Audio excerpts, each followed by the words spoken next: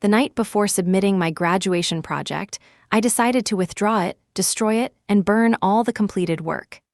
As soon as I finished, Belle, a fellow student in my program, dropped to her knees, begging me not to act impulsively. But I resolutely chose to take a leave of absence. In my previous life, during the graduation project exhibition, Belle's work was identical to mine, down to the concept and design details.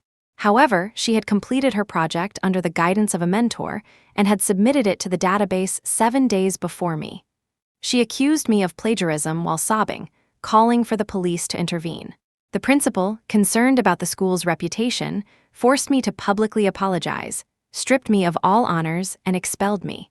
To make matters worse, my boyfriend, Oliver, sided with Belle and leaked all my personal information online, including intimate photos of us, posting them on the dark web.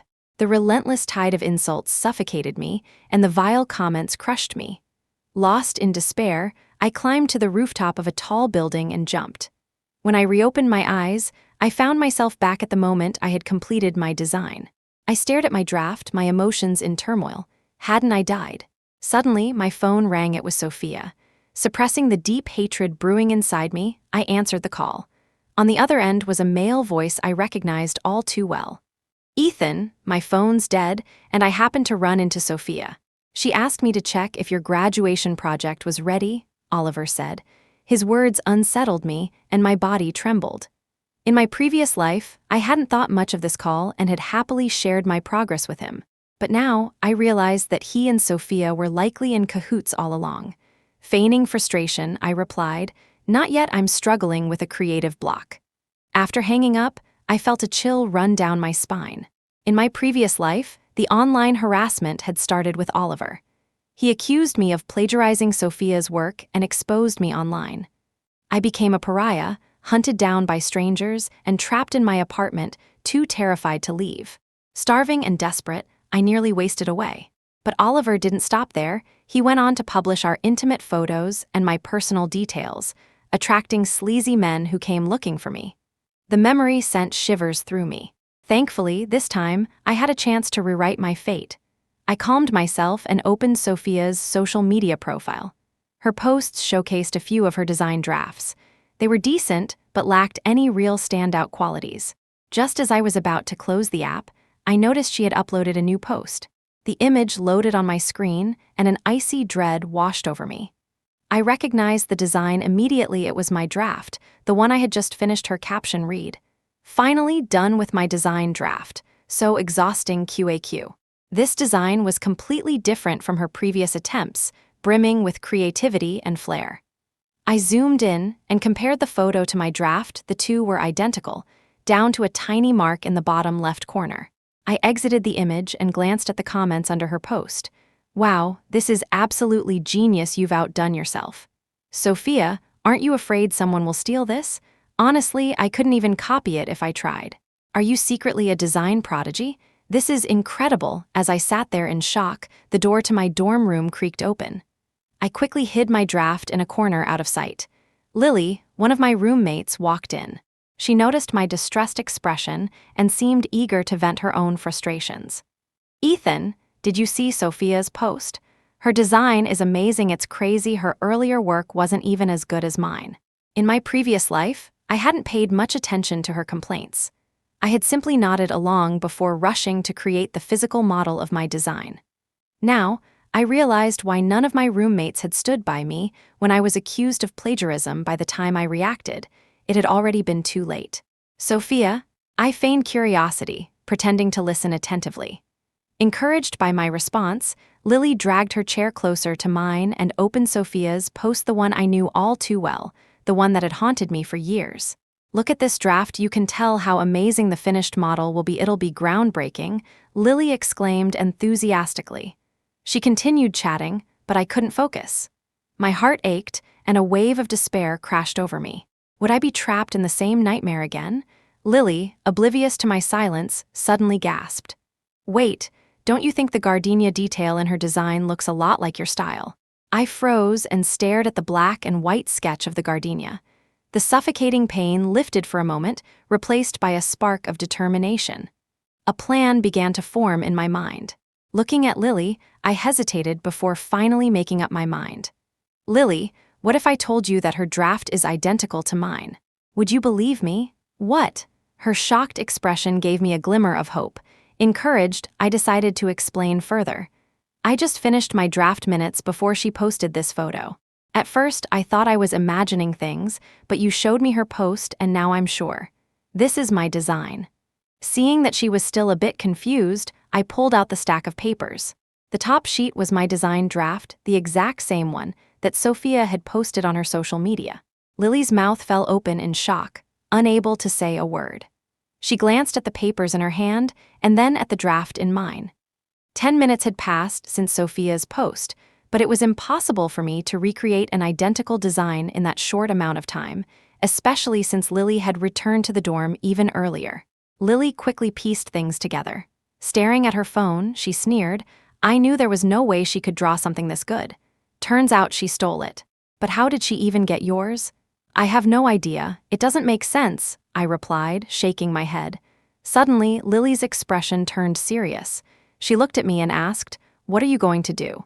If you can't clear your name, you'll be stuck with this accusation."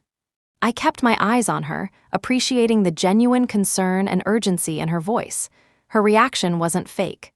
Closing my eyes, I made a painful decision, though my heart ached. With a deep breath, I ripped the stack of papers in half, then tore them again, and again, each tear carrying my frustration and anger. As the shredded pieces landed in the trash can, I smiled faintly. If one path is blocked, I'll just find another. After bottling up my emotions all afternoon, I finally felt a sense of relief, as though I had found a new way forward.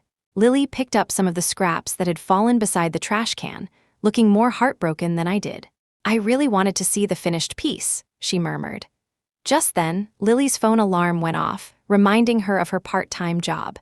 She hurriedly said goodbye and left the dorm, leaving me alone in the room once again.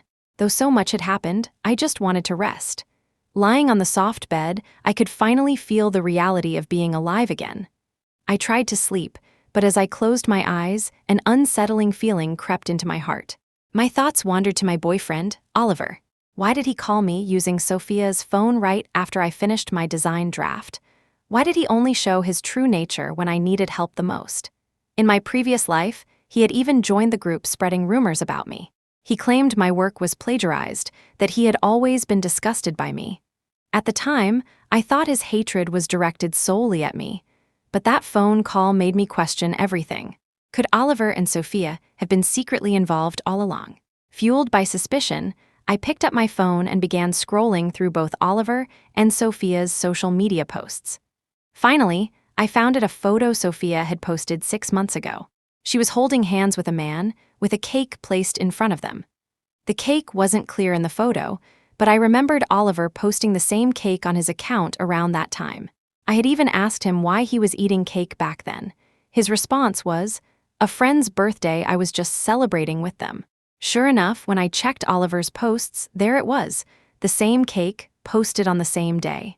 My boyfriend had been with Sophia all along, and it took me living a second life to realize it. Surprisingly, I didn't feel heartbroken. The pain from my previous life had already turned my feelings for Oliver into bitterness. Now, I didn't even want to talk to him. I opened our chat and typed a single message: "Let's break up." Without waiting for a reply, I blocked and deleted every way we could contact each other. Finally, it felt like a heavy burden had been lifted. I fell into a deep sleep. When I opened my eyes again, it was dark outside.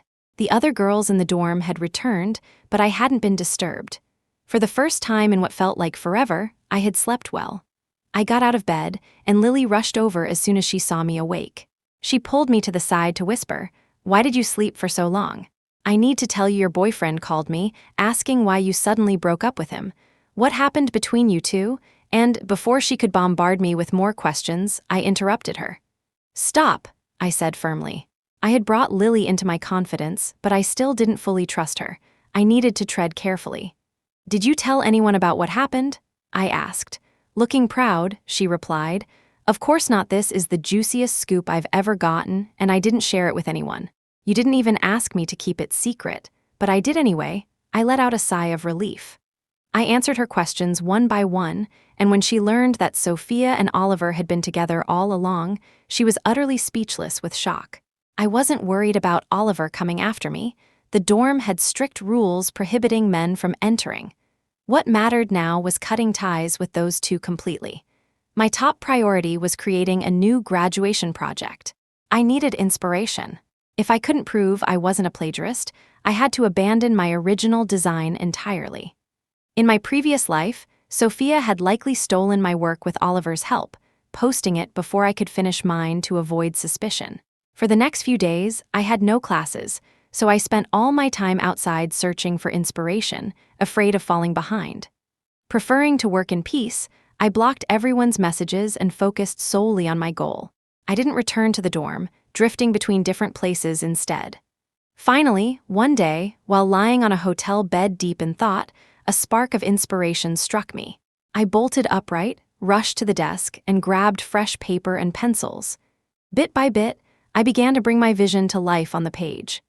After what felt like an eternity, as the sun cast its last rays onto my manuscript before setting, I slowly put down my pen. The mounting pressure finally dissipated.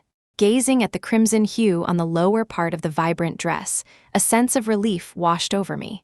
I sat on the floor laughing for a long time, only to cry afterward. Was I finally free? This design was unlike anything I had done before. I've always disliked fashion design accessory. Design suits me far better. Not only is the fashion industry oversaturated, but it rarely allows me to showcase the vision I want to express. This was a completely new, a reborn version of myself. That crimson shade was reminiscent of the color that seeped from my wrist during the final moments of my previous life. Breaking free from my old self, I found renewal. I visited every tailor shop in the neighborhood, meticulously sewing together the dress I envisioned.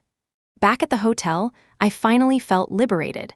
I thought avoiding designs from my past life would suffice.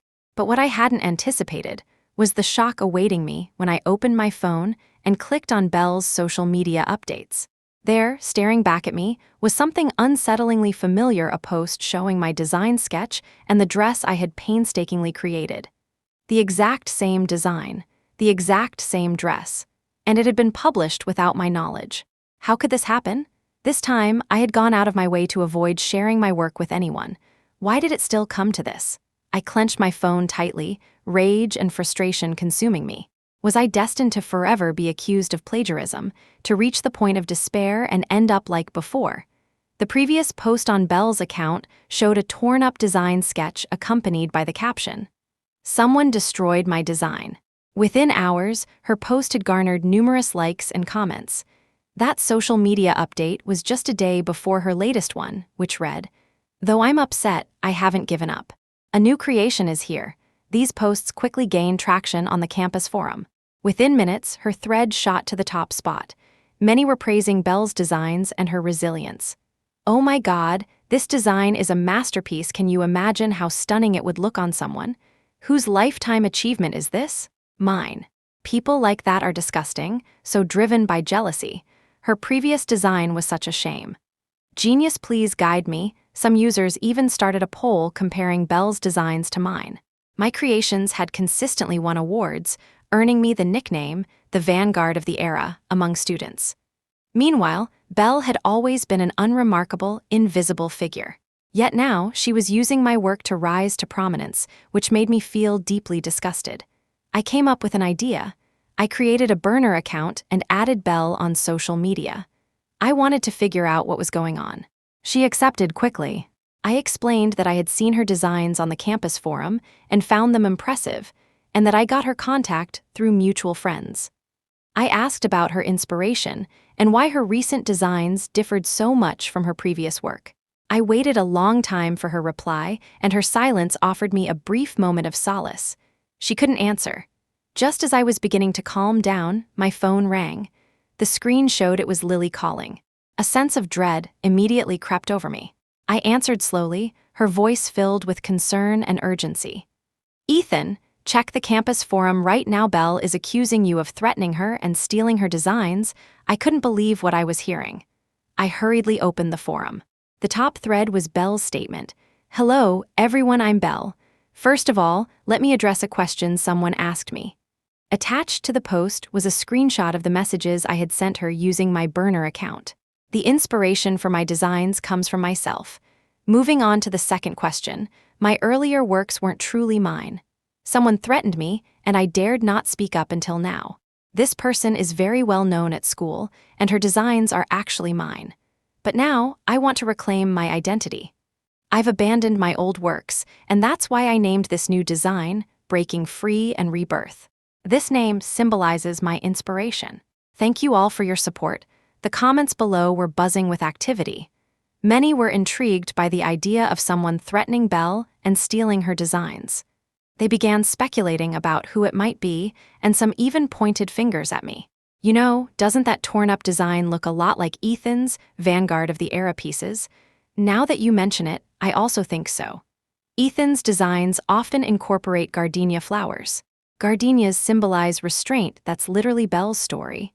If all Ethan's designs were originally Belle's, I can't imagine how much recognition she's lost. Your analytical skills are amazing. Grabbing popcorn for the drama, it felt as though I had returned to a previous life, where every action I took seemed to be adding more evidence against me. I packed up my belongings and checked out of my apartment. Back at school, I noticed many people whispering to their friends as they caught sight of me. This had happened in my past life as well, though it wasn't as intense this time. Instead of heading straight to class, I went to the counselor's office to explain my situation. When did you start feeling like you might have depression? The counselor asked.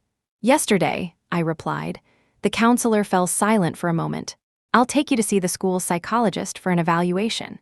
If you qualify, you'll be able to take a leave of absence. As I entered the same counseling room I had visited in my previous life, a sense of despair washed over me, an overwhelming feeling that things couldn't change. But the mere fact that I had come here this time meant that something had already shifted. The psychologist asked me numerous questions, including one that stood out. What experiences led to your suicidal thoughts?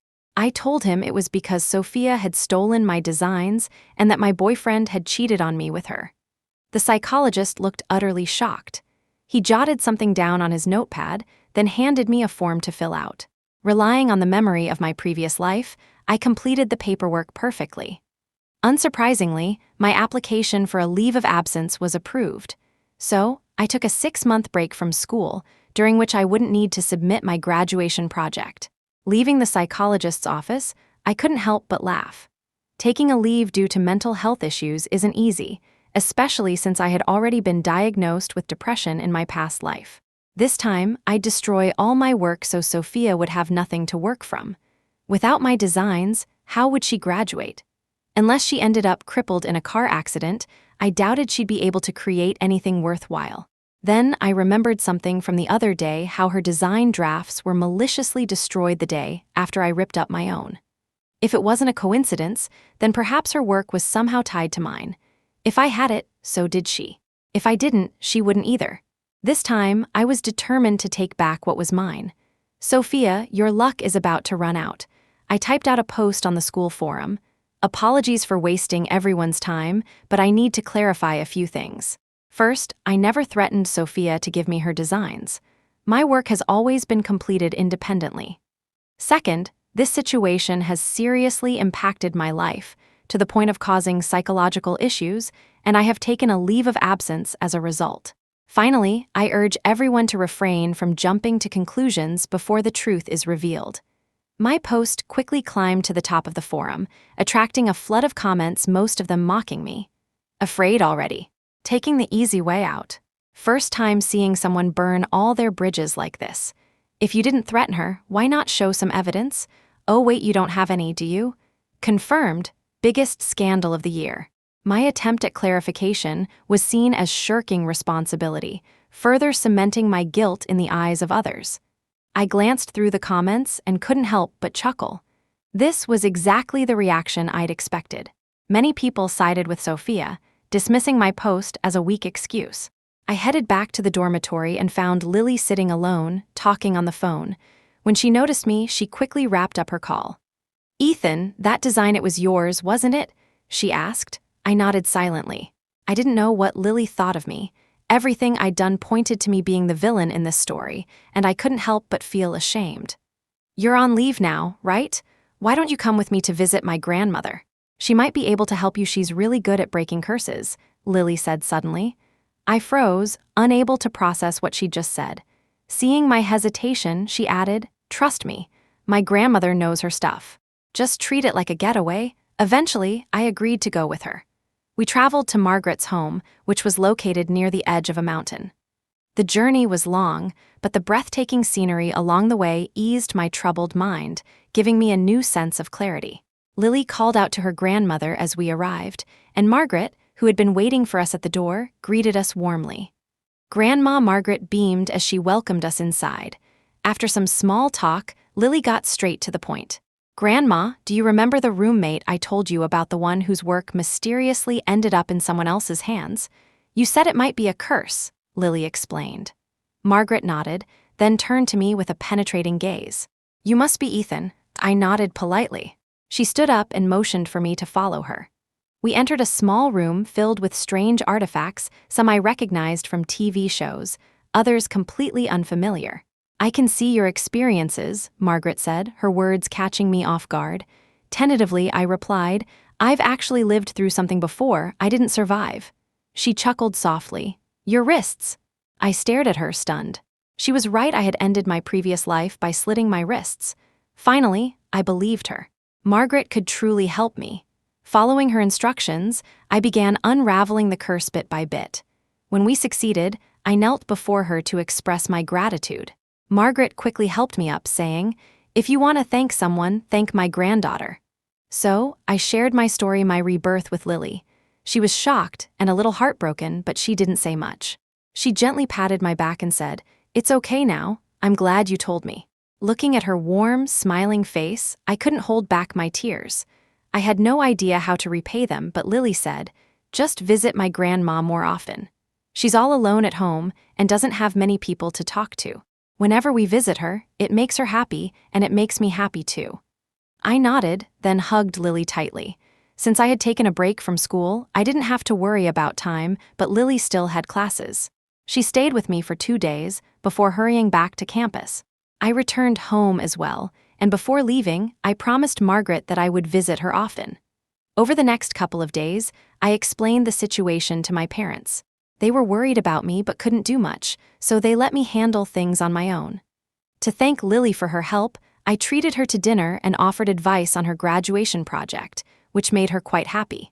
Afterward, my days were spent lounging at home, binge-watching shows, and scrolling through videos, a truly carefree life. I glanced at the calendar and suddenly realized there were only 2 days left until the deadline to submit our graduation projects. That's when a memory struck me. Margaret had once said to me, "Your curse forces the beneficiary to take what they desire from you. However, once the curse is lifted, the things they gain will backfire and cause them immense trouble. But first, you have to destroy the object tied to the curse." I gathered the sketches for that dress design, preparing to burn them the next day. Knock, knock, knock. Urgent knocking interrupted my thoughts. It didn't sound like my parents, so I went to the door and peered through the peephole. Standing outside were 2 people I knew all too well, Oliver and Sophia. Without hesitation, I opened the door, curious about what tricks these 2 were about to pull. As soon as I opened the door, Oliver instinctively shielded Sophia behind him and yelled at me, "Ethan, why can't you stand to see people happy? You threatened Sophia to give you the design, and now you're hurting her." I replied calmly, "How exactly did I hurt her? The design you destroyed plagiarized elements from a well-known designer here. If it weren't for you, Sophia wouldn't be dealing with legal threats. Now just admit that it was your idea and take full responsibility, and we'll forgive you." That's when I remembered that one of the design elements was borrowed from my cousin, and my cousin happens to be that well-known designer. Sophia stared at me with hatred, which I found utterly laughable. She had stolen my design, yet when trouble arose, I was expected to shoulder the blame complete with a condescending tone. "Fine, but Sophia, why don't you go clarify that you cursed me and admit the design was mine? Wouldn't that solve everything?" I said with a mocking smile. Her face turned pale instantly. "Ethan, what nonsense are you spouting? Stop trying to play games with me. Oliver's anger flared even more, as if he wanted to strangle me. Seeing their reactions put me in a good mood. If you don't like my solution, then go find someone else to help you. I slammed the door shut without caring about Oliver's furious ranting. He kept pounding on the door and shouting obscenities until the neighbors had enough and told them to quiet down, forcing them to leave. I opened the university forum to see what was going on. What I found was shocking. For 2 days straight, the forum had been buzzing with discussions about Sophia plagiarizing the work of a famous designer. The thread had thousands of comments.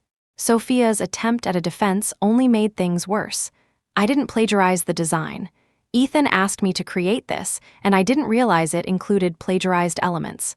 So technically, Ethan is the one who plagiarized. You think we're stupid? This drama keeps getting better. I'm loving it. Wait, didn't you earlier claim Ethan threatened you? Now you're saying Ethan asked you? This is just blatant scapegoating. How does someone like her even function? I'm genuinely curious. If it had been my design, there wouldn't have been any legal trouble. But since Sophia stole it, the backlash was now aimed squarely at her. This was her curse coming back to bite her. I couldn't help but laugh. Don't worry, Sophia, the real drama is yet to come. Oliver kept calling me, trying to convince me to take the blame. The first couple of times, I answered out of curiosity to hear what excuses he'd make. Beyond asking me to take responsibility, all he did was insult me. I rolled my eyes. Why had I ever liked someone like him? At least Sophia didn't mind picking him up after me. After blocking Oliver, peace returned to my life. The next day was the deadline for design students to submit their projects. I went out to an empty spot, burned the sketches and the dress design tied to the curse. I didn't feel any regret. I had photos and could recreate it if needed. But could Sophia do the same? Feeling relaxed, I headed home, excited to watch Sophia's scandal unfold. What I didn't expect was for Sophia to show up at my doorstep. I couldn't help but marvel at her speed. Barely had I burned the designs before she arrived. Faced with this unwelcome visitor, I spoke in a mocking tone. Why aren't you busy fixing your designs, Miss Sophia? What brings you here? Sophia spun around at the sound of my voice, her face filled with panic. She tugged at my sleeve and pleaded, I'm sorry, Ethan. This is my fault. Can you remake the clothes? I'm begging you. I'll do anything you ask. I gave her a meaningful look and scoffed. But still, I said, sure. She instantly grew excited and thanked me profusely. However, my next words froze her in place. Confess that you stole my design, then drop out of school. Sophia obviously wouldn't do that. As she left, she spat out a venomous threat. Ethan, just wait. If I could steal from you once, I can do it again. I was indeed a little scared, but what work of mine could she steal now? Still, I felt uneasy. I called Lily and asked her to give me Margaret's number.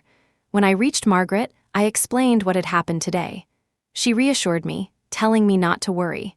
She had already cast a spell to protect me. I wouldn't fall victim to curses anymore. Relieved, I decided to see what tricks Sophia had up her sleeve. On the day of the graduation project showcase, I went to the school. The showcase was organized as a random draw, with each student taking turns to present their design, explain the inspiration behind it, and highlight its features. 10 judges would score the projects. I wore a mask and glasses, but some people still recognized me. 2 individuals approached me cautiously, bowed, and apologized for jumping to conclusions without knowing the full story. Public opinion had shifted, and people were starting to apologize to me. These 2 were among those who made amends. I accepted their apologies graciously. With fewer people criticizing me now, many had even added me on social media to express their regret. I forgave them all, and my reputation began to turn around for the better. As the showcase progressed, it was finally Sophia's turn. Curious, I wondered what she would present. When she unveiled her design, I couldn't help but burst into laughter. The clothes she made failed to capture the essence of the original design. That vibrant crimson had been replaced with pale pink, significantly diminishing the garment's appeal. I watched her with amused interest as she stood there, visibly flustered and pale. The judges waited, but she remained silent, prompting one to ask, Sophia, could you share the inspiration behind your design and its distinctive features? Sophia seemed to finally make up her mind. With trembling lips, she began, The inspiration comes from my own experiences. Because of what I went through as a child, I felt hopeless. This design represents a new hope, so I created this piece. She hadn't even finished speaking before whispers erupted from the audience. I caught a few snippets. Isn't this because someone threatened her and she bravely fought back, inspiring the design? Yeah, do you realize the clothes don't match the ones we saw online? Could it be that she really stole Ethan's work? This time, the questioning voices were aimed at Sophia. She couldn't hold back her emotions anymore and began to cry. Hastily, she told the judges she needed a bathroom break and fled the room like she was running away. I followed her to the restroom. When she saw me, it was as if she'd grabbed onto her last straw. Desperately, she pleaded, "Ethan, please help me, I was wrong. I shouldn't have cursed you. Can you let me pass my graduation project? I'll do whatever you want. I wasn't one to sympathize easily." Watching her in this state, I couldn't help but laugh. I pulled out my phone and tapped on it. Sophia, the last time I forgot to record, I couldn't reveal the truth.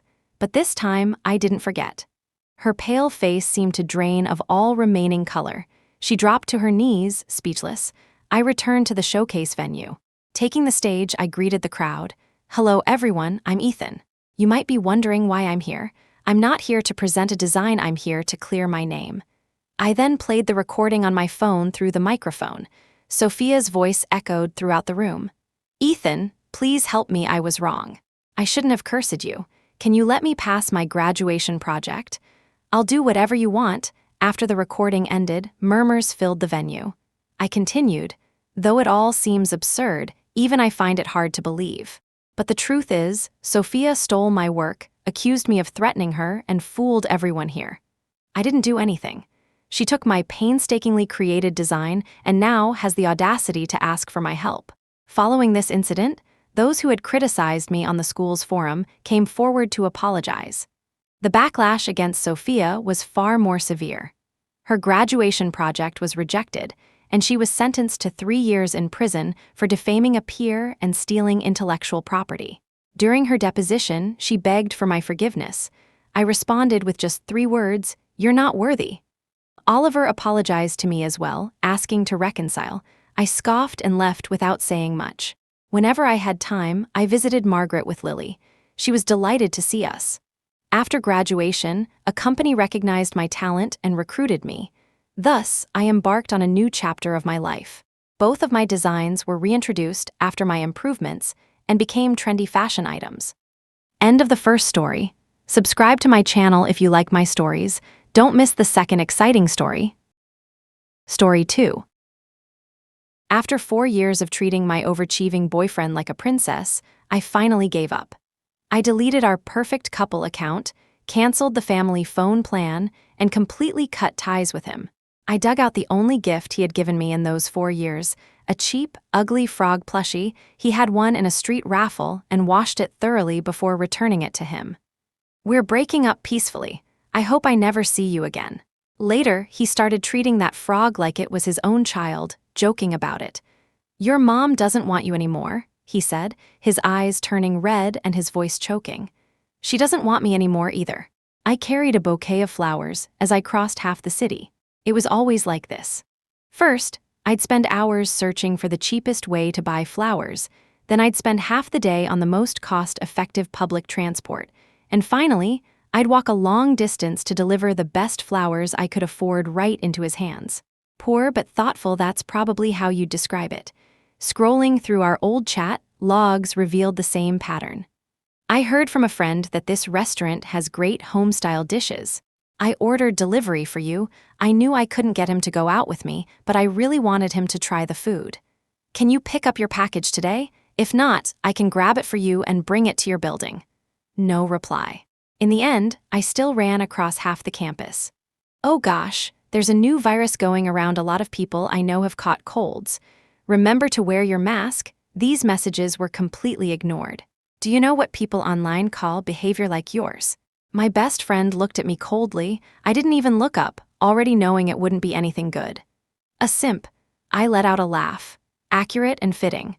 But his expression suddenly turned serious, as if he could already see the tragic ending waiting for me. "Listen, Lynn, I need to remind you of something. There's no such thing as effortless sincerity in the world. And Ethan, he's way too effortless with you." But Ethan was effortless with everyone. I couldn't help thinking that. and my brain automatically followed up. I already looked into it, his zodiac sign is just like that. What's the difference between being a rational romantic and a clown? I placed the flowers under the guy's dorm building without hesitation, not expecting him to come downstairs to meet me because of the bouquet. Every time I gave him flowers, he ignored them completely. They'd naturally wilt, lose their fragrance, and eventually end up in the trash. Sometimes, I felt sorry for those beautiful flowers, for handing them over to someone who was destined not to cherish them. Thinking about it made me feel a sharp pain in my stomach, and I had to squat down temporarily. I've seen you here a lot. Your boyfriend hasn't come down to see you even once. A tall, slender guy looked down at me, and from his gaze, I inexplicably caught a hint of frustration on my behalf. He was ridiculously handsome, though I didn't know him. I smiled faintly. I'm not some stunning beauty. I don't have the kind of value that makes people feel they have to come see me. I never thought of myself as one of the prettiest girls. Not being able to boost Ethan's image by standing next to him, I naturally avoided appearing around him. He looked me up and down, and his admiration wasn't hidden. People around you must tell you all the time that you have great potential. A little effort and you'd be gorgeous. He wasn't the first to say this, but I still froze for a moment, suddenly understanding why my best friend always rolled his eyes at me. Of course, spending a bit of money could easily bump up my looks several notches. But I never did it. Every dollar was spent buying things for Ethan. Sometimes, my own life felt a bit stretched thin. Even when something was dirt cheap, I couldn't bring myself to buy it for myself. Compared to loving myself, I loved him more, and that was bound to end in tragedy. I raised my eyes in a daze and, to my surprise, saw Ethan not far away, cradling a bouquet of flowers with an expression that could almost be called tender. But they weren't mine. The bouquet's owner quickly revealed herself. A radiant, confident girl whose relaxed demeanor screamed privilege and wealth. Suddenly, I was overwhelmed with a sense of inferiority. Some things inherently exist as reminders of what you lack. She naturally glanced at my bouquet, and then, as if she'd discovered something, exclaimed like a child, "Hey, this bouquet is signed for you too." Ethan's gaze casually fell on my flowers but immediately dismissed them. "I don't know her," he said, scanning the area to make sure I wasn't nearby. The warmth of spring surrounded me, but my heart was suddenly filled with the cold wind of winter. "Don't leave," I said, holding back the lump in my throat, though my voice betrayed a hint of grievance. This guy in front of me happened to be perfectly positioned to block me. If he left, I'd be exposed immediately. I didn't want anyone to see me in such a pitiful state, even though I'd long abandoned any shred of self-respect in front of Ethan. The guy stared at my tear-filled eyes and stayed completely still. Gratitude flickered in my gaze, but what you fear always comes to pass. Ethan, ever the meticulous academic, scanned the area again and began walking toward us. A flash of despair crossed my heart. It seemed I wouldn't escape this time. The boy in front of me suddenly lifted me up like a rabbit and stuffed me into his oversized trench coat. Ethan's footsteps hesitated and stopped. Nervously, I kept my head down, not daring to lift it even a bit, when I heard the boy's cocky voice. "Hey buddy, could you leave us alone for a moment? I'm just trying to get cozy with my girlfriend here. She's really shy, you know." Ethan walked away. The boy quickly let me go, but his brows furrowed when he saw my tear-streaked face. I could no longer deceive myself. My heart felt like it had been thrown into an endless abyss. I hurriedly muttered, "Thank you," but by then, I was already sobbing uncontrollably. I had always known Ethan was exceptionally adept at everything. He was far too smart a STEM prodigy, someone who had won countless competitions in high school. Logical and disciplined, he seemed incapable of feeling the kind of fervent, obsessive passion that is unique to lovers. He also came from a privileged background, and his well-mannered upbringing gave him an effortless charm that he never seemed aware of. But none of that was what drew me to him. Back in high school, during a particularly grueling exam, I was struck by a sudden bout of acute gastritis. The strict proctor refused to let me leave. "I've seen students like you plenty of times," she sneered. "Always pretending to be sick or lying about something. Be careful, or one day it might really happen." Curled up in my seat like a shrimp, cold sweat pouring from the pain, I bit my lip and forced myself to keep writing, even as tears threatened to spill over. Then Ethan suddenly put his pen down. Without bothering to raise his hand, he leaned over and asked me quietly, "Can you walk?" Before I could respond, he helped me up and let me lean on his shoulder. The proctor shouted furiously for him to stop, but he shot back coolly, "If something serious happens to a student, can you take responsibility for it?" Without another glance, he led me straight to the nurse's office. Even as a boy still figuring out the world, he had this remarkable air of reliability and strength. From that day forward, I fell in love with the feeling of competing with him. Occasionally, when I managed to snatch the top spot in the grade, he'd look at me with a mix of surprise and appreciation, teasing me with a grin. "Ellen, I didn't realize you were my biggest rival." Only God knows how much I cherished those moments that belonged solely to the two of us. It felt as if, in those fleeting hours, the world was reduced to just the two of us. I followed him to Harvard, but the delicate connection we'd shared in the small bubble of high school was diluted in the vastness of university life. "You're in college now, Ellen. You're an adult, go after love boldly." My best friend had urged me back then, though now he probably regrets it deeply.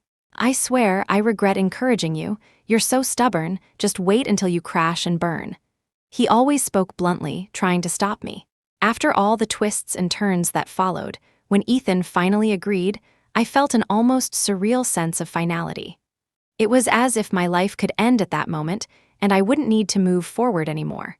I wouldn't have to endure the sound of flowers blooming or wilting ever again. Why me? My heart was pounding, brimming with joy and hope that I barely managed to suppress as I asked him the question that had been haunting me. Could it be, even just a little, that he liked me? Ethan remained as composed as ever, an enigma I had never been able to decipher.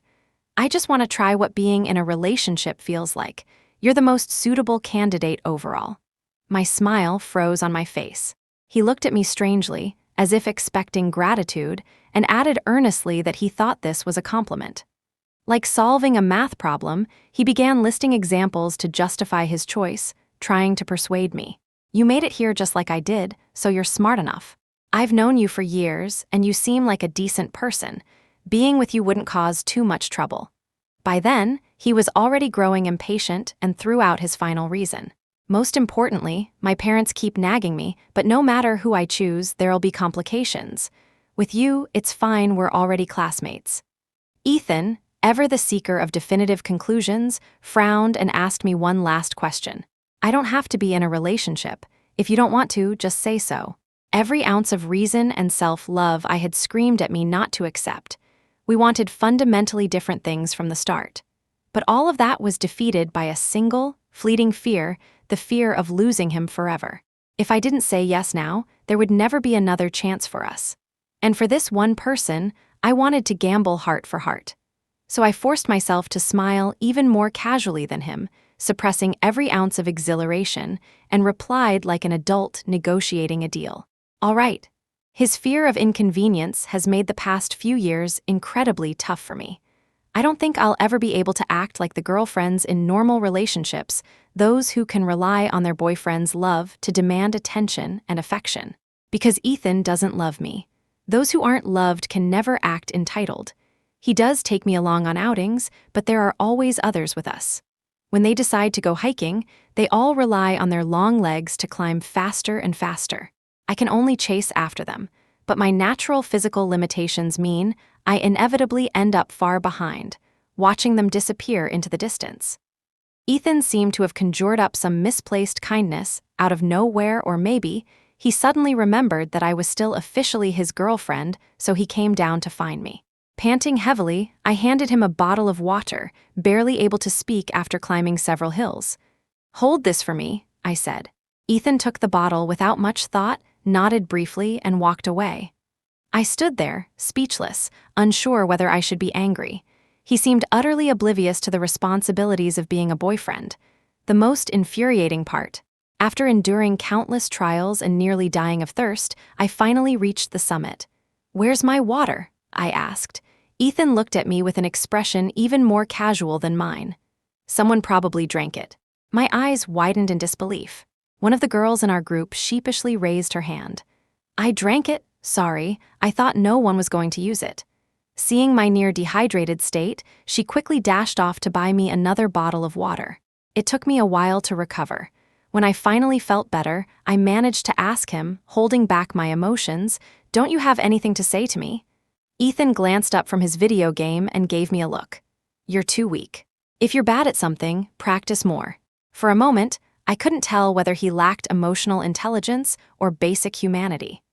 Ethan's entire demeanor constantly reminded me that he wouldn't accommodate me. He wouldn't adjust for my learning curve in video games. He wouldn't slow down for my lack of stamina during physical activities. He wouldn't take my feelings into account in anything he did. I stared at the dim screen of his game, suddenly realizing I had grown accustomed to being hurt by him. Everything about him, the way he acted, the way he spoke, was unlike a boyfriend. Sometimes his indifference toward me felt worse than a stranger's. After all, a stranger might have a 50 chance of offering a helping hand, while Ethan had a 100 chance of doing nothing. Yet the image of the boy I once adored would occasionally resurface in my mind, tugging at my heartstrings and softening my resolve. People often become trapped by the things they couldn't have in their youth, carrying those unfulfilled desires for a lifetime. I couldn't help but wonder, was he like this with everyone? I watched how he interacted with his friends. He would bring water and food for his roommates, but he wouldn't let their meals get eaten by random people. He would offer to carry weaker players in games without complaining. He was forgiving of their flaws and shortcomings, much like he had been in high school. I also secretly observed how he treated other girls. He was polite and gentlemanly towards senior classmates, rarely showing impatience. He was considerate of his younger sister, buying her gifts and carefully choosing presents for her birthday. But he had never given me a single gift. Could someone really treat people so differently?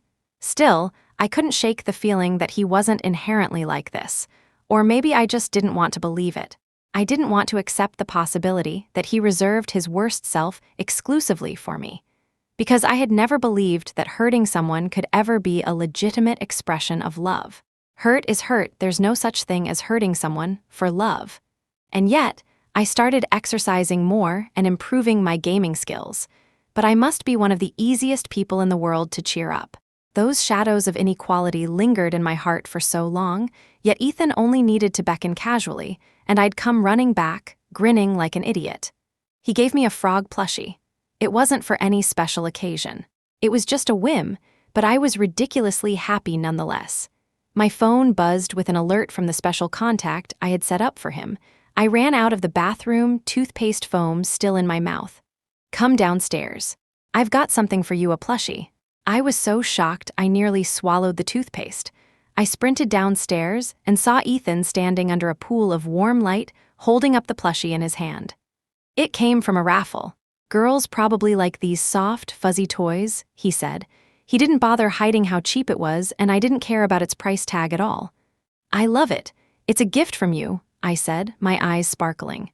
Ethan stared at my earnest expression for a moment, then smiled faintly without furrowing his brows, a rare sight. "All right, I'll give you something else next time." It was just an offhand comment.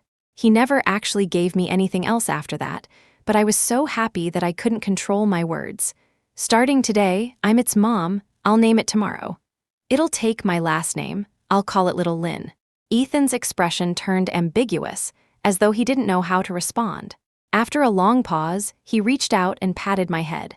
I closed my eyes, feeling a mix of bittersweet emotions. Could this moment count as one of the happy times in our relationship? I tied the frog plushie to my backpack strap and carried it with me wherever I went. After experiencing the joy of receiving that frog plushie, I became obsessed with giving Ethan gifts. I never looked down on the idea of a girl pursuing someone or putting in effort. If you like someone, you chase them. If you want to chase them, you give what you can. It's that simple. The cafeteria food was always too monotonous, so I'd bring him something delicious. Campus snack shops, downtown food malls, even hidden gem restaurants across the city, I'd find them all. He didn't show any particular desire to see me often, so I'd run to buy food and deliver it to his building. Dating a boyfriend who doubles as your side hustle delivering meals. My best friend teased me. I didn't care. At first, Ethan resisted my kindness, saying he felt burdened by it. But eventually, like a wary animal finally learning to trust, he accepted everything I did for him. Not only that, I even wanted to give him everything I liked. When he received the first bouquet of flowers I sent him, his expression was one of disgust and shock. "I'm a guy, what's with sending flowers?" Feeling a bit flustered and hurt, I replied, "They smell nice and they'd brighten up your dorm." Besides, the flowers I carefully picked were far from the girly vibe he described. They were elegant and tasteful. No one would feel awkward holding them. "You're not actually rejecting the flowers, are you? You're rejecting me, right?" I couldn't hold back anymore and asked him directly.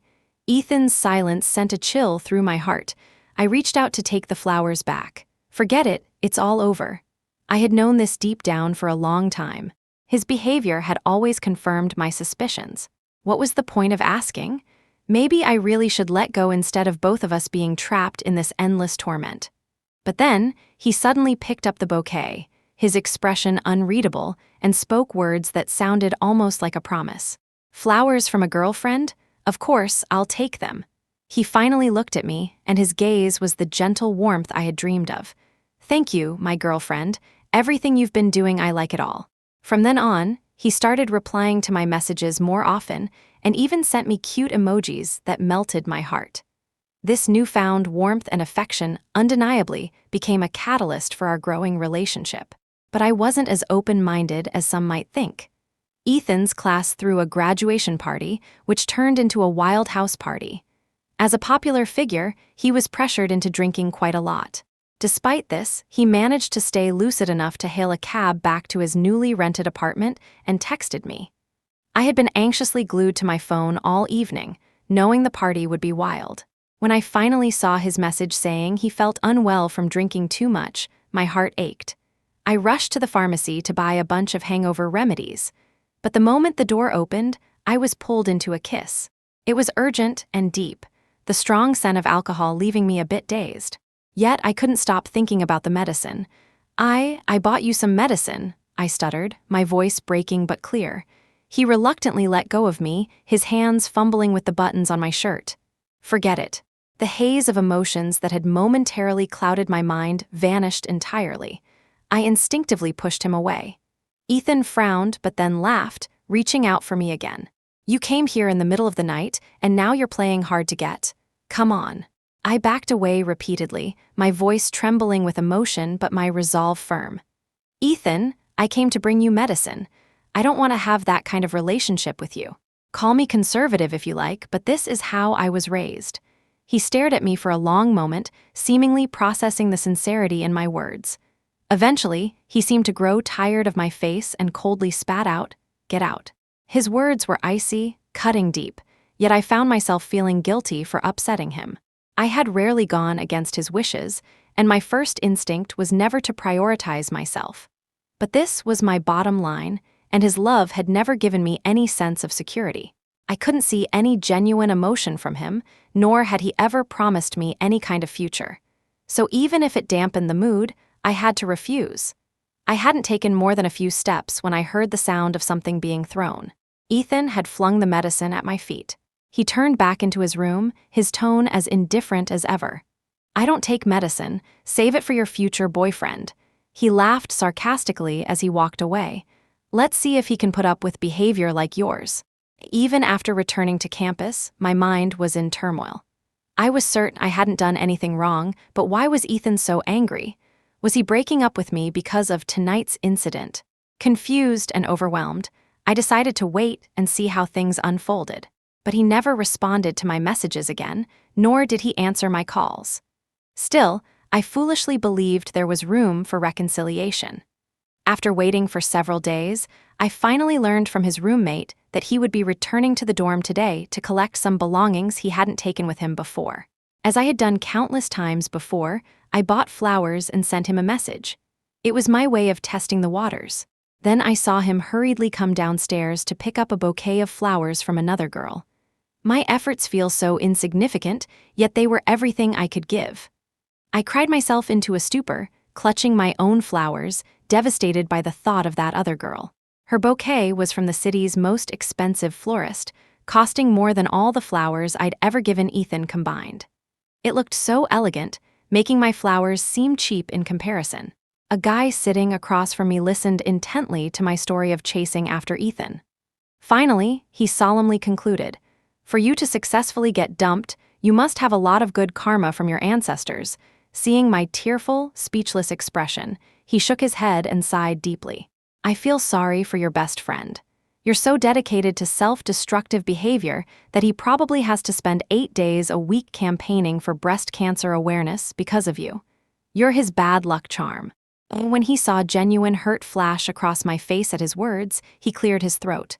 I'm not apologizing. You deserved every word. I lowered my head, utterly defeated. Finally, after reviewing everything from start to finish, I was forced to face the reality of it all. There was no hope left, not a single chance for redemption. I got up, ready to leave, pondering whether sleep or a getaway would be the better remedy. Just then I heard a voice behind me, seductive and enticing. Want to see your Prince Charming boyfriend regret everything? Startled, I turned around to see Ethan flashing a mischievous smile. I've got a plan. It's up to you if you want to play along. Hey there, classmate. A cheerful greeting interrupted my thoughts. I looked up to see the girl who had brought flowers to Luca's yesterday. Her perceptive gaze swept over the iced coffee I had placed on the seat to save it, and her tone was full of regret. Are you still saving a seat for Luca's? He already saved one for me, you know. I followed her pointing finger, and sure enough, there was Luca's. Coincidentally, we weren't far apart. Even more coincidentally, Luca's noticed me and was holding a cup of iced coffee himself. The graduation ceremony is long. I got you something to drink. Such thoughtfulness was something I had never received before. Wow, thanks Luca's, you're such a great boyfriend. I'm so lucky. Her intimate words stung, as I had never been addressed that way in 4 years. They appeared harmonious, his expression tender, hers animated. Lucas's gaze naturally fell on the iced coffee beside me. He sneered at the logo on the cup, his voice dripping with disdain. Your taste is always so cheap. Before I could respond, a clear, confident voice chimed in, unabashedly familiar. Thanks for saving me a seat, Lynn. I brought back some fruit. Ethan arrived carrying a large bag of snacks and fruit, swiftly settling into the seat beside me. He turned his head, speaking with an air of easy provocation, though his tone was casual. Who was it just now mocking my girlfriend's taste? Do you think the coffee you bought is any better? Before the girl could respond, Lucas, unexpectedly irritated, shot back at Ethan. You get what you pay for. And who are you anyway? What do you even know? Regret began creeping in as I realized Ethan was being dragged into this because of me. But I quickly realized my worry was misplaced. Ethan seemed to relish confronting anyone and everyone. He turned to the girl and with a sincere tone offered his advice. Miss, you shouldn't drink that. My boyfriend bought it for me. She emphasized the word boyfriend deliberately, so why do you care? To prove her disdain for his meddling, she took a few extra sips. Ethan's expression became hard to describe as he let out a sigh. I used to work part-time at that shop.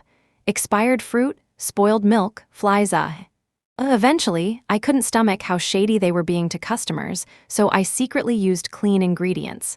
Once they found out, I got fired. That's why an open kitchen where you can see everything is better, don't you think? The girl, swallowing her disgust, reluctantly put down the coffee. Ethan, looking thoroughly pleased, casually draped an arm around my shoulders. I didn't resist. Lucas's gaze fell on Ethan's hand resting on my shoulder, his expression as if he wanted to swat it away. I nodded and said, I made this coffee myself. I added a lot of coconut jelly, just the way you like. Ethan took a big sip, playing along with exaggerated delight. Wow, Lynn, did you empty the store's coconut jelly supply just for me? You're the best girlfriend ever. Though his performance was a bit much, I feared I couldn't afford his acting fees. Lynn, don't come crying to me begging for reconciliation later, Lucas said, his gaze heavy as if accusing me of infidelity. Ethan shot him a protective glare. I reached into my bag and took out the one and only gift Lucas had given me in 4 years. His expression shifted to uneasy confusion as I handed it to him. What do you mean by this? He asked through gritted teeth. We're breaking up, peacefully, and I hope to never see you again. My voice was calm, my expression unwavering. Lucas recognized my resolve, and his first reaction was to take a step back, as if retreating could shield him from the reality he didn't want to face. I sighed inwardly and walked toward the seats occupied by him and his girlfriend. Realizing my intention, Lucas snatched the gift from me with force, almost aggressively. "Don't regret this, because I won't ever give you another chance." Lucas's anger was palpable, a side of him I had never seen before. He spat out the words one by one before storming off without a glance back, even leaving his girlfriend behind in his fury. Seeing me looking downcast, Ethan furrowed his brow ever so slightly, barely perceptibly. "What's this?" He gets upset and you start feeling sorry for him? I didn't catch the faint chill in his tone and replied naturally. "No, I was just reflecting on how rose-colored glasses can blind people." Ethan's expression froze. I continued, speaking earnestly. Why did I never realize before? Both his feelings and his character are so cheap. So cheap that even if I looked back, I couldn't find anything worth missing. Good riddance, that breakup was perfect. My best friend, upon meeting Ethan, treated him like a treasure, shaking his hand enthusiastically. I eventually had to step in and separate them. During dinner, Ethan held his fork with a triumphant smile, as if he had just successfully led a revolution. He looked ready to set off fireworks in celebration. I cautiously dodged the flying spit from my best friend, and Ethan shielded me. My best friend suddenly seemed upset, staring at us in a daze. He murmured, "The scent of desperation is gone, and now the sour stench of love is here." To chase after Ryan, I squandered 4 years of college. My grades weren't good enough to apply for graduate school. But Ethan successfully secured a spot at a top university, so I made up my mind to prepare for the entrance exams. I abandoned all thoughts related to Ryan and threw myself entirely into a year of hard work. When I couldn't focus, Ethan stayed up with me on the phone, cheering me up all night. He even took the time to go over my study materials, and, with his ample free time, found creative ways to make the information stick in my mind. He had previously told me that his graduate school acceptance was just good luck, but I later realized his academic abilities were actually remarkable. But that didn't bother me. In studying, you grow stronger when you face the strong. I was determined to follow him into a future together. When I received the offer letter from my dream university, I was surprised to get a call from a girl. It took me a moment to realize who she was: Ryan's girlfriend. "Lynn, you should go back to Ryan. Over the past year, while he's been with me, he hasn't been able to forget you. He truly loves you." I found it amusing and asked her, "Go back?" The voice on the other end quickly changed. It was Ryan. Judging from his tone, he didn't sound well. "Lynn, you've won. You've succeeded in making me fall for you. I really can't live without you." I felt a lump in my throat, shocked at being dragged into this situation. "I'll break up with her. Come back to me. This time, whatever you want, I'll give it to you. I'm better than your fiancé. I can even come to the school you're attending." He rattled off these words without pause, as if he'd been rehearsing them for a long time. It was the first time he had ever lowered himself like this to plead with me, but I felt nothing. I rubbed my forehead, feeling utterly helpless. "Ryan, you don't actually love me. You're just unwilling to let go of the way I treated you, the devotion I showed you, and the feeling of being idolized wholeheartedly by someone." Ryan interrupted me hastily. "That's not true. It is true. Stop lying to yourself." I took a deep breath and dropped the final bombshell. Maybe it was the only way to extinguish all of his lingering hope. "I'm engaged now. I'm about to start a family. Please stop contacting me. Unlike you, when I love someone, I give them complete peace of mind. But don't come to the wedding. I don't want my fiancé to feel uncomfortable seeing you, just like you never wanted me around when you were with someone else." The girl still tried to fight for him. I felt even more helpless. "You really love him, huh? But don't you feel humiliated, begging your former rival like this? Does it really make sense? Find someone who will truly love you. When we're young, we don't love ourselves enough, nor are we clear-headed." Even though time has passed, the scars left by his criticism that I wasn't attractive enough or stylish enough to be seen with him still linger deep in my heart. At that moment, I passed by a clothing store, and the clean glass reflected my face. They were right. With a little care, I truly looked beautiful. At least, no one would ever dare say I was unpresentable again. "Go ahead," Ryan said to the girl, his voice laced with apology, a sentiment his once proud self never deigned to express. The girl tried to salvage the situation. "It's okay, I can," he gave a tired smile. "You're just as naive, drawn to the little bit of shine I have, ignoring all my flaws. you'll only end up becoming another version of her. And when you disregard someone's flaws, when you don't take your own disappointment seriously, is that really love? Think about it. The girl knew his thoughts wouldn't change. She picked up her bag and said, "I'll leave." Then she noticed Ryan pulling a small frog plushie from his pocket, the one he had carried with him all year. In that time, the once pristine plushie had become worn and misshapen from being handled too much. They had tried many ways to restore it, but it was impossible. Just like a person's pure and precious heart, if it's fragile and not cherished, it ends up like this. Ryan looked at the plushie, and its shabby appearance made him smile. "She doesn't want you anymore."